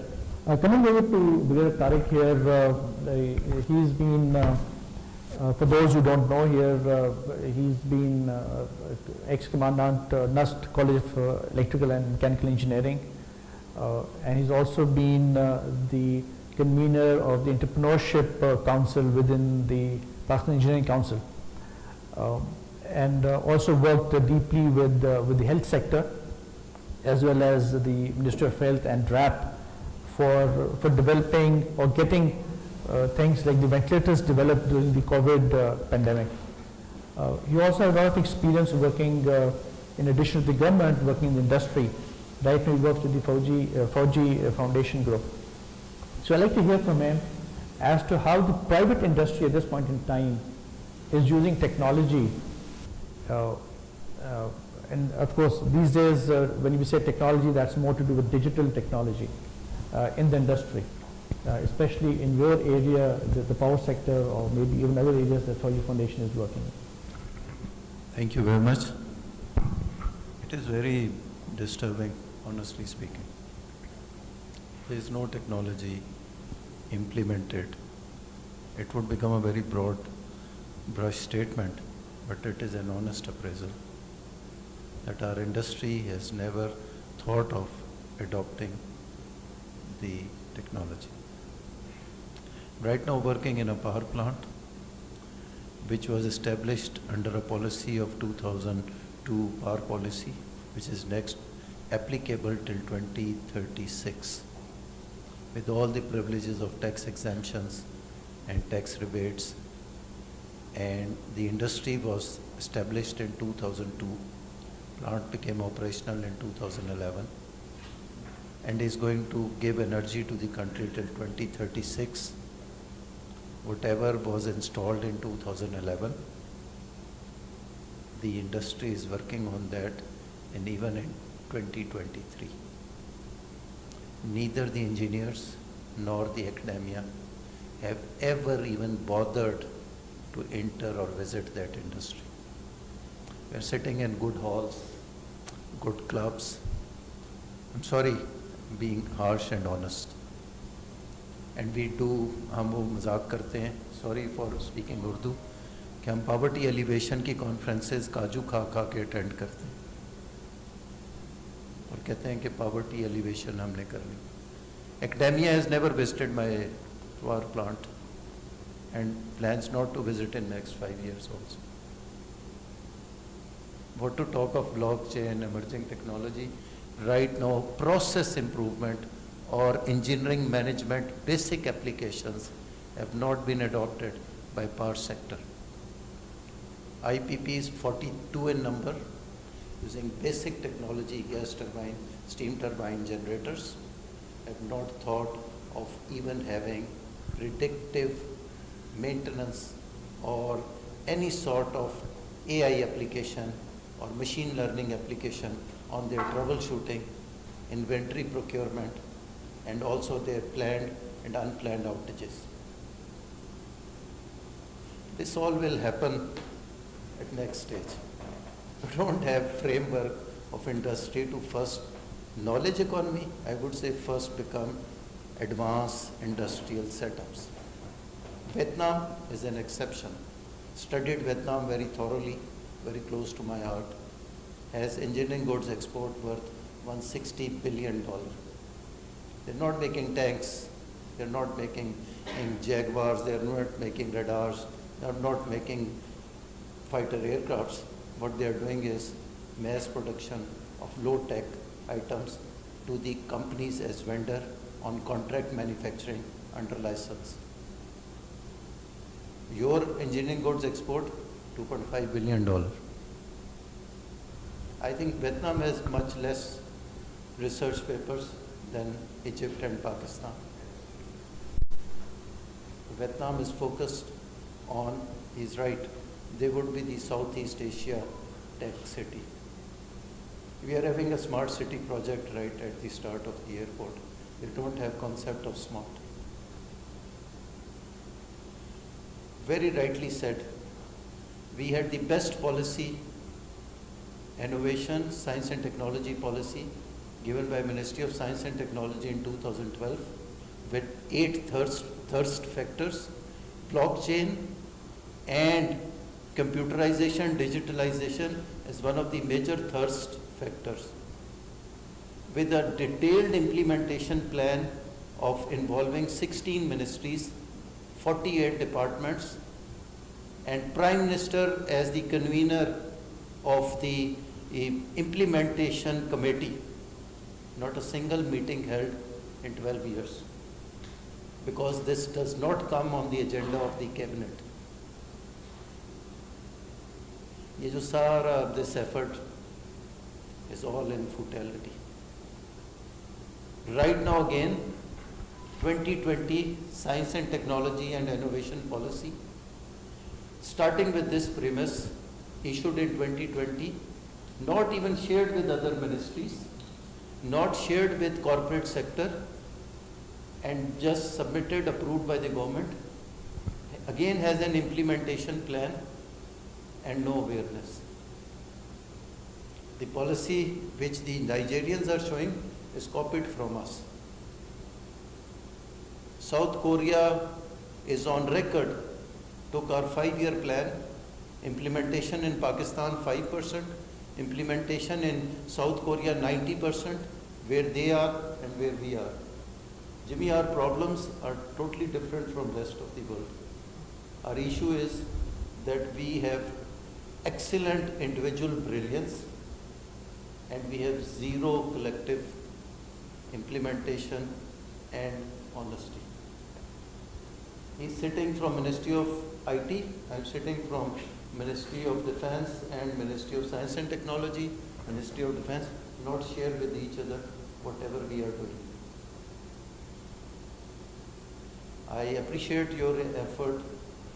We need to focus on private sector. I am now a private sector representative. Situation is not that bleak. Let's join hands in private sector. I found your lecture to be very, very enlightening. Being a company secretary of 2 power plants and 1 solar company, I would prefer to look forward to these applications and would like to implement in the power sector as well as in Koji Foundation. There are 5 main groups industrial. I wish our academia or these centers know. Fatma Group, Angro Group, Diwan Group, Mansha Group, and Fuji Foundation. Academia has not visited them. Each one has focused on 5 sectors: power sector, agriculture sector, fertilizer sector, IT sector, and lastly, they all are looking now for mining. Have we focused and asked our universities to now look and our centers, not for these startups, for our own industrial startups with focus. There's one innovative idea. Maybe you carry this message to other parts also. Right now, my foundation has a CSR of 10 billion rupees per year for the foundation. By the way, largest taxpayer in the country. We paid around 143 billion tax. Our revenues, we are, you can call us a unicorn of Pakistan. We have given them an idea that 80% of CSR goes like CSR, transform 20% of the CSR into CSI. CSI is a new term coined, corporate sector investment. 10 billion, 20%, kitna bana ji? 2 billion. 2 billion. 2 billion straight away available for startups, serial production of a product or commercialization of a product. If the individual fails, write it off as CSR. CSR सारा write off हो जाता है. Okay, 5 Kamal grades dedicating their 80% of CSR into CSI are generating approximately $25 million for our startups and production straight away from CSR. We don't need to look to government, to financial institutions, to other companies. Let's do it for ourselves with our own self. Please take this message. Speak with people. At least we are able to convince them. So we're starting soon with So that's what we would like. और मैं और नहीं कहना चाहूँगा, we would like Jimmy to look towards the corporate sector of Pakistan. You are already, I am happy, working with Jazz and financial sides. If you can bring him to industrial groups, we have lot many scope and implementation, especially those incorporating the export-oriented industries. And we look forward. Thank you. Right. Thank you, sir. I'd like to just get a bit of, feedback on this from Amna, and then we go back towards the last. You want to say something, Bilal? Just want to add a couple of things. Sir, I think these are amazing inputs. And I think इस वक्त FFC या 4G Foundation is doing amazing work. अगर आप एक देखें तो एक incubation center 4G Foundation ने भी अपना open किया हुआ है Ignite के साथ मिलके फैसलाबाद के अंदर. And the good part is कि they are already investing. जो वो सर बात कर रहे हैं कि take this message out. उसको एक्सपेरिमेंट भी इन्होंने कर लिया हुआ है. तो एक इंक्यूबेशन सेंटर 18,000 स्क्वायर फीट का वहाँ पर भी तैयार है. नॉट ओनली तैयार है, मैं आपको सिर्फ ये भी बता सकता हूँ कि कुछ ऐसे स्टार्टअप्स हैं. एक स्टार्टअप है रिमोट वेल के नाम से वहाँ पे फैसलाबाद के अंदर. They have invested in that. उसको आगे प्रोजेक्ट्स भी दे दिए. 400 वेल का कॉन्ट्रैक्ट मिल गया है 4G फाउंडेशन से कि आप उनको डिजिटाइज करें. Right. So opportunities there. Aerospace this NIC can connect with them. There are a lot of areas जिसके अंदर support ecosystem की ज़रूरत है. And we can also help you in connecting rest of our incubation centers all across Pakistan. And what 4G Foundation can do is they can do their shopping. And okay, this is the idea which I think is more relevant to 4G Foundation and can be invested on. And we'll provide you all the data and we'll connect you with them. Yeah, thank you. Yes, please, Jim. Yes. So I totally feel you because I've been doing this blockchain journey, including with government and private sector for the last 7 to 8 years. I've learned that I don't invest much time with trying to drive public sector adoption of blockchain or these other technologies in any country or government jurisdiction where there's not a clear leader or mandate, not just to have a written policy, that's nice, but you're right, it's all about implementation.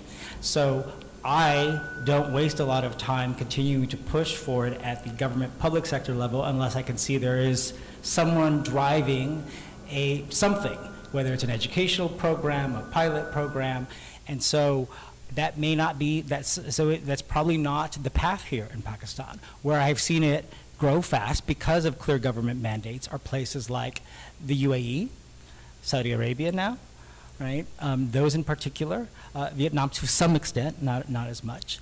And there are a few other countries across the world where the governments have taken a real interest in this, but that's why you're seeing such a boom in this area in the UAE, because of a very clear government mandate. They want, X number of their government and public sector agencies and transactions on digital and blockchain in the coming years. Saudi Arabia is trying to catch up, and they're doing things to implement by not just having programs, but incentivizing, funding, right, marketing. I wouldn't be pushing public sector use, for example, in the United States, where I'm from, because it's too hard to get the government entities there. There's too many, and then nobody agrees on anything. And so that's why you don't really see any government attempted use of blockchain there. So I don't even try there. But you can see some private sector interest in it. So if that's the case here, and I'm not surprised given my talks and trips to Pakistan over the past years, then trying to drive big public sector adoption of blockchain is not the path. For example, I would not tell any startup or company to try and create an application here which depended on having your national ID recorded on blockchain, because you then just can't do anything. Right? You cannot make so many big public sector projects require the national ID to be managed somehow on blockchain first, then it links to passport issuance, it links to whatever, a vehicle registry, property title registry. If it requires that, and this country's not gonna go there, then I wouldn't even start there. And you start with other things like InvoiceMate is doing. It has some public sector use, but its main drivers are gonna be this invoice financing product. And so that will hopefully create some success stories so that people will start paying attention. So it doesn't surprise me to say that, and I think sometimes you can build a product like InvoiceMate is doing, which has a public sector use, but they're not depending on that as their path to make money and to succeed. Because at the end of the day, if these products don't make money, then they're just not viable. So yeah, so it's pretty clear to me. I mean, I would have said it myself if you didn't say it, is that I would not recommend trying to push big public sector adoption of blockchain here anytime soon, because there's just not a consistent, clear mandate to take steps to incentivize and push them. Thank you very much. Before starting this journey of digital transformation, we interacted with different universities, like our researchers and team interacted with MIT, Stanford. We visited, different incubation centers. And what we realized that, because our government is having limited resources, so the best solution is the public-private partnership, what Ignite mentioned and you mentioned. So I believe somebody needs to come ahead, and then what is required is all the effort should be in close coordination, which we are lacking. That is something very important. And I think we can move step by step. The first step is awareness, creating the awareness like IR4 you are talking about, and also incorporation of blockchain.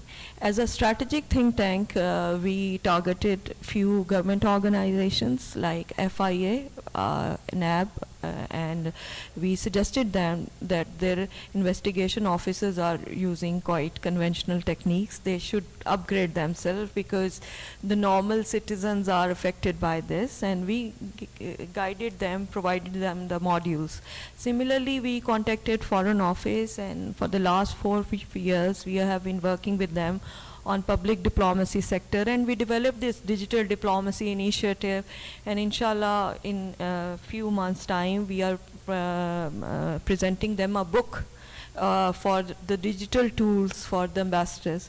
Similarly, in the private sector, we encouraged media agencies that how they can use this artificial intelligence, OSCENT and other technologies to improve their journalist journey and how they can better contribute. So I believe that there should be some examples, and tomorrow what we are going to do, that I picked 5 startups, and one is working on women empowerment, one is working on blockchain, one is working on metaverse, and 2 are working on digital transformation, and hopefully social media influencers are also going to join it. So I believe that first of all it is very important that we set some examples, and sometimes those private corporates and those private startups are going to be going to find their clients in different government organizations. If you see Silicon Valley, so they initiated many startups over there, and then those startups, got businesses in the government organization. So I believe that we need to develop this trend. These discussions, I believe, play a very important role because you interact and meet good people. Today you met Jimmy, and maybe inshallah in one of the organization we initiate blockchain, financial invoicing or something like that. So this is how one step we can move ahead. We are having another event in NEPRA. We invited all the power organizations and that how they can incorporate blockchain. And as Jimmy and Salman won't be here, so I'm going to represent them and speak to all the power sectors, and they are the giants. And I like this initiative that, we also encourage power sector to spend on our youth, our startups, because they are also a big industry. And they should work on their fiscal discipline and an CSR, which is very important. So I believe that I am positive that our youth can play a very important role if we help them to develop a right skill set. Thank you.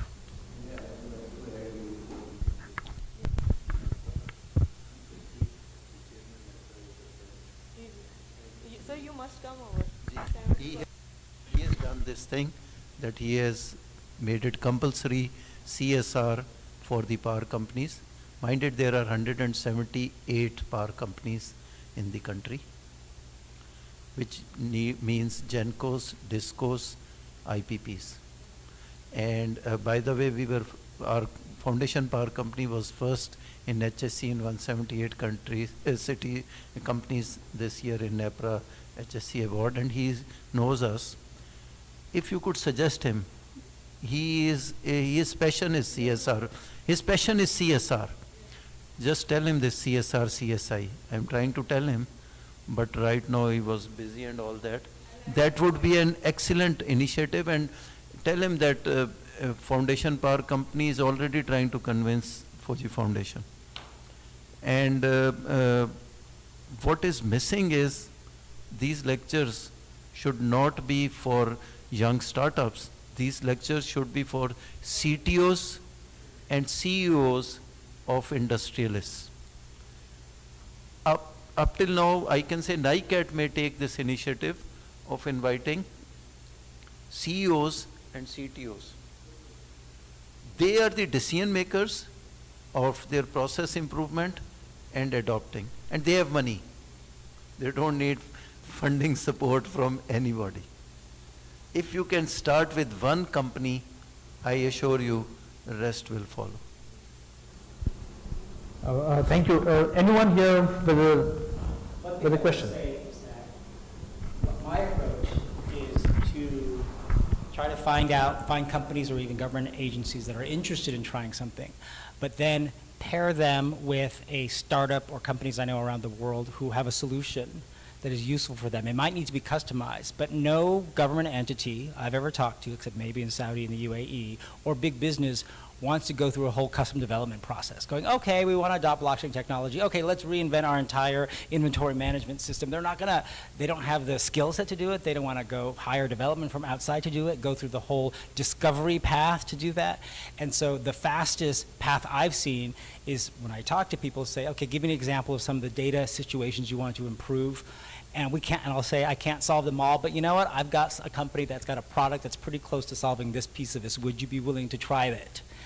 Then they try it and see, and the best way to do it is to pick products like, let's say, an InvoiceMate, which does not require a company to change its accounting system. It integrates and plugs in with existing accounting systems. I know a supply chain company that has a supply chain management system on blockchain. Does not require the companies to replace their ERP systems on SAP or Oracle, which dominate the supply chain management. If you told a company to use blockchain for supply chain management, you have to stop using SAP or Oracle, they'll say no. So But that exists. It's just communicating that to people, saying, to try this, you don't have to build it from scratch yourself, and you don't have to replace your underlying systems. If you are open to this, we can help find you the right products and partners to use. It may need a little customization, integration work. Nothing plugs in perfectly.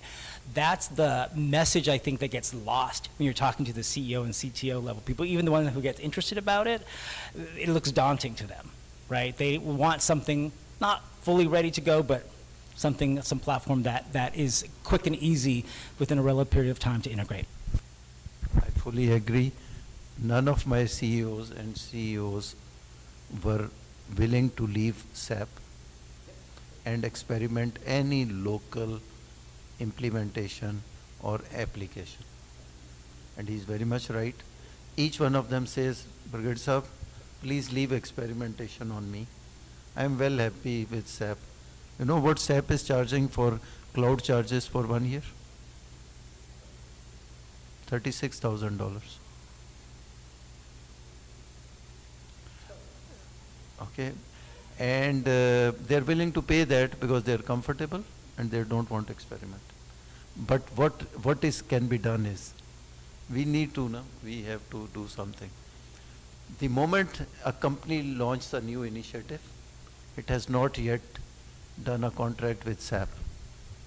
At that time, if you come in, they are in need of capital, they are in need of improving their business, and they want a cost-effective, low-grade solution to immediately control on their finances. At that time, if you get hold of a company, you will get an ingress into the business. अब ये बात कैसे करनी है, किसने कर? For example, एक exam दे देता हूँ आपको कि Fuji Foundation is launching few new initiatives. Get hold of those new initiatives with these applications. Which is why when I talk to startups, they're trying to build a B2B or B2G product as opposed to a B2C product. I tell them, try to build it in a way that you can just plug in or integrate with existing software. If you need a business or a government entity to migrate fully to you're done. You're not going to succeed. Build it as a plug-in or an API integration to an existing system. Boom. Right, I think what's happened is, the good thing that's happened is that we've got all these good ideas, and we've got some clarity too. One, it's no use banging your wall against, your head against the wall, trying to convince the government to go blockchain, right? And then just a step behind that is, we're talking about digitization, and blockchain, of course, is one element of that. And the reason you want to do that is, like Jimmy said, is honesty and efficiency. And the government usually doesn't want honesty, and they're not really concerned about efficiency either. It's always the private sector. And I think the takeaway is that we need to concentrate more on, first of all, creating awareness within the general public, having your academic institutions teach more about digital technologies and blockchain specifically, and then to be able to go in and market these solutions to companies that are still young. I think that's the sort of takeaway that we got. And of course, like Brigadier Tariq said, and that's I think all of us will try to do, even Bilal, because he gets to meet a lot of people too, is to get this CSI out of the CSR, right? That 20%, and that, like you said, makes about $25 million a day, a year. And if we can somehow, channel that into the startup industry or space, that should be able to make a big difference. Incubators, etc. Yeah.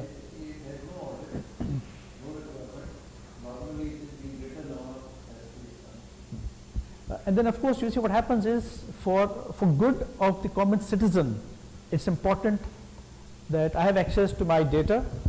I can pay my bills online.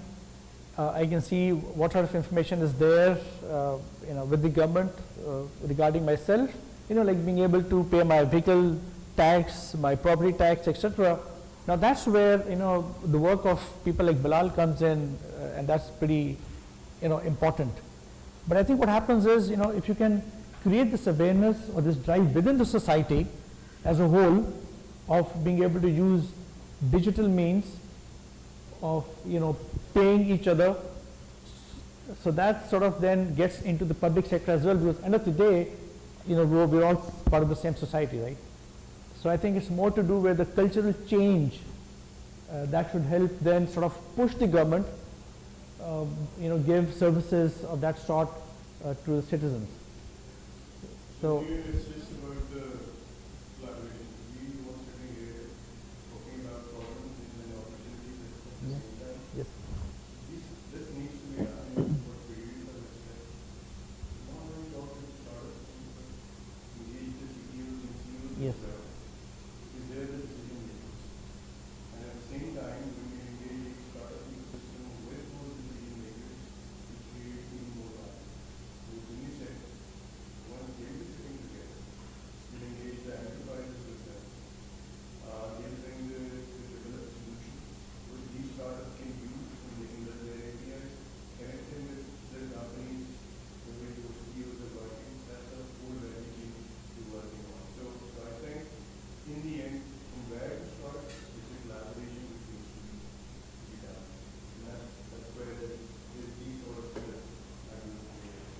For that to work, what you really need is someone, a group, or whatever you want to call it, that facilitates the understanding and matching enterprise, CEOs and CEOs really try with the right people. What starts last, which is what we've done on more is they don't have the professional network, they don't have the credibility, they don't have the access to those people. So when I last role, my last role was president of the World Blockchain Organization, that's what I spent a lot of time doing. Because, I have the credibility and experience, and also I spent my life understanding what are all the blockchain products being created, what's being good or not, what are these people need, and trying to match where I think they would be fit, both product-wise, personality-wise, right? Because you can't burn your credibility. So that's that kind of missing thing, right? You don't go out and try to make nationwide blockchain transformation users. I don't think that's happening. There might be one or two smaller government entities that will try something. But even then, they need someone to be able to facilitate a right match, because the young, if it's a really young startup, that's just, it's not viable. And so the one thing I would recommend is figuring out some kind of pool of people or pool of people who could make it, their mission. You can't solve everything, but you know what, hey, I'm going to try and help do this. But that to me is like a big missing ingredient. You can just add one thing on it, and maybe I might take initiative on that. This is actually integrated. Yes. Once we have so many vendors, the OEM acts as an integrator for their products. There's a business model. If an incubation center or we can say any of these centers of Applied and Technical, one out of them can become incubator for a specific technology, other for other technology, and we know it, they are the source for this technology. Integration. Take one and do it. Yeah, but we're ready to take this on, and that's what we're trying to do in aerospace to some extent. But now with, after hearing all this, I think we're going to go a bit more effort into deep tech. That would include blockchain too. And of course, with all the assistance and help that we get from the Ministry of IT, who does a wonderful job with us on this. We'll do that, yes, sir. We both were part of Pakistan Engineering Council Committee for Innovation and Entrepreneurship, and we signed an MOU with you for serious production of products which are approved by the government. We requested, this is again out of mandate of Ignite. Ignite was only mandating startups, and we suggested to them that you need to give their production order to one of the products which gets approved in the system so that it becomes commercialized. Unfortunately, that act. So we started working on it. There are many success stories, but the vision you had is not being fulfilled.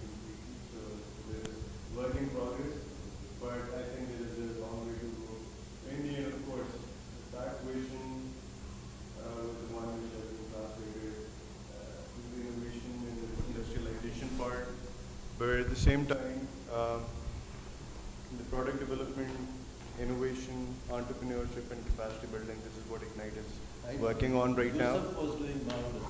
Yeah, Yusuf was, With Yusuf and yeah, it was street work. absolutely. And I would like to add, this concept of CSI, by the way, was given by my one friend, and he was trying to do it for a financial institution. His name is Umar Ali.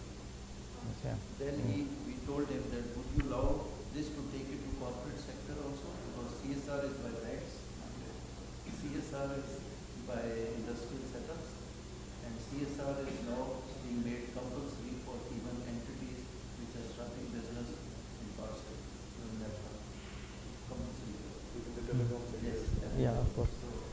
So with that, I'd really like to thank all of you, especially Amar Sahab, I don't know if he's still there, for taking out your time and giving us,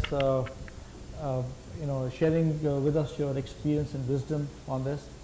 And I think, like I said earlier, the things that we've learned, that we can, of course, all of us in our own capacities and collectively too, at NICAT, especially we'll try to, work on. Thanks a lot once again, Amna, Jimmy, Bilal, Brigadier Tariq. Thank you. We'll have a group photograph here and also share your experiences.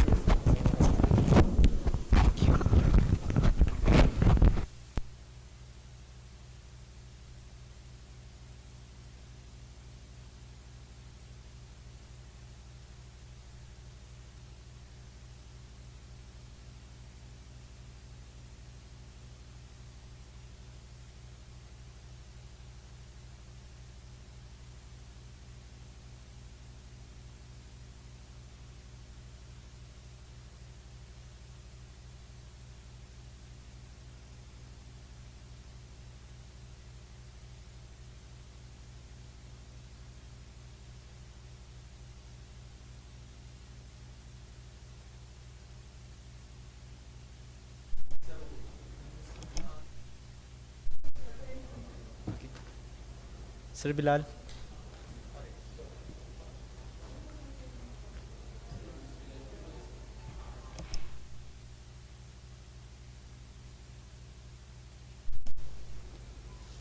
Ma'am Amna. We have here a person in a spacesuit playing basketball at Mars. Yeah.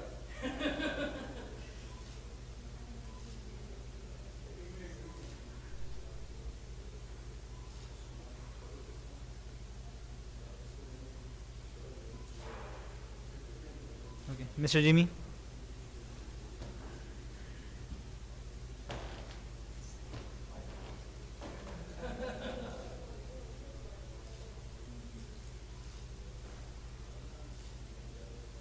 Sir Tariq Javed.